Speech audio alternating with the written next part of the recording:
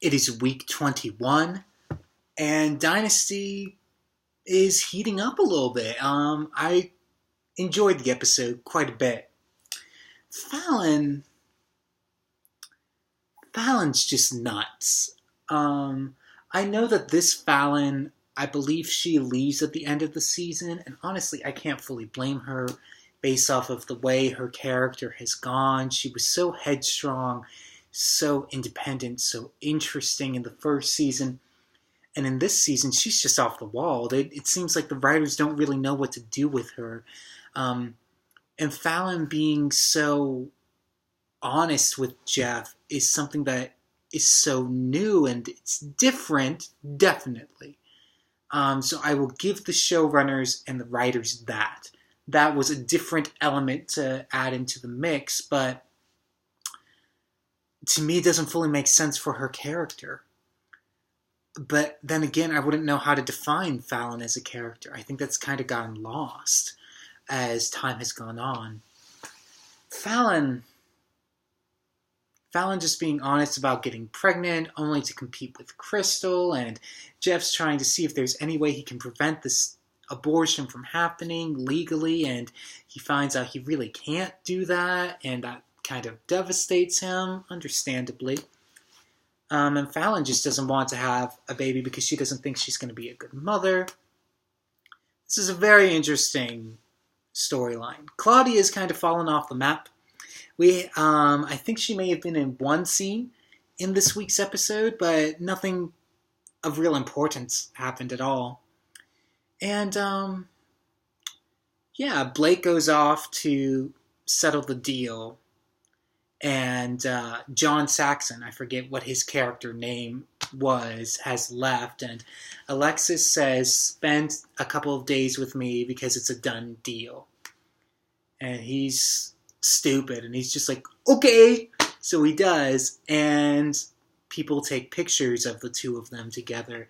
This gets in the tabloids. And Crystal, who's just very upset about losing the baby, she wants nothing to do with Blake. And this is right before she's about to see Nick, the psychiatrist, which is the name of the episode, the psychiatrist.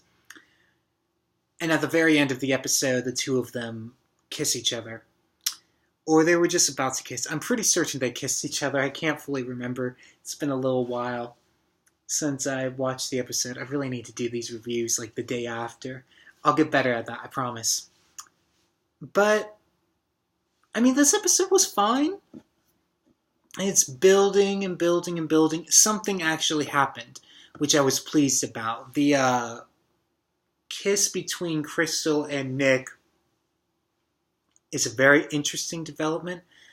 I think it makes sense given the circumstances, even though there was really no romantic build-up to that. There's more of a romantic build-up to, say, Fallon and Nick, not to Nick and Crystal. But given Crystal's circumstances and seeing the pictures in the tabloids, I understand why she reacted the way she did. And in the heat of the moment, things happened. And we don't know exactly, right now, we don't know where it's going to go. If you're like me and you're seeing the show for the first time.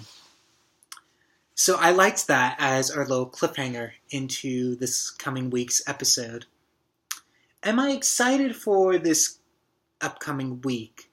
Yeah, definitely. I think it's going to be a lot of fun.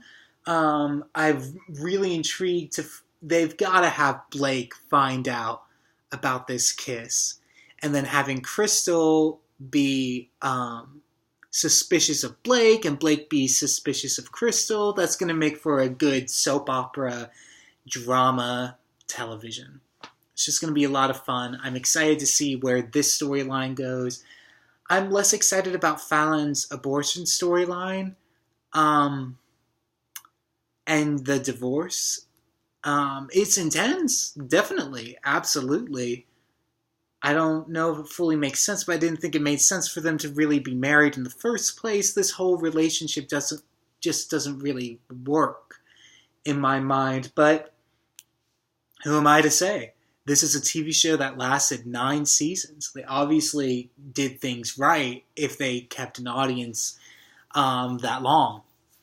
And they've definitely changed things up. They've beefed up things within the second season so far, and I'm excited to see the momentum for where that goes. So, with that being said, I hope that you continue to come back with me to the Denver Carrington Mansion.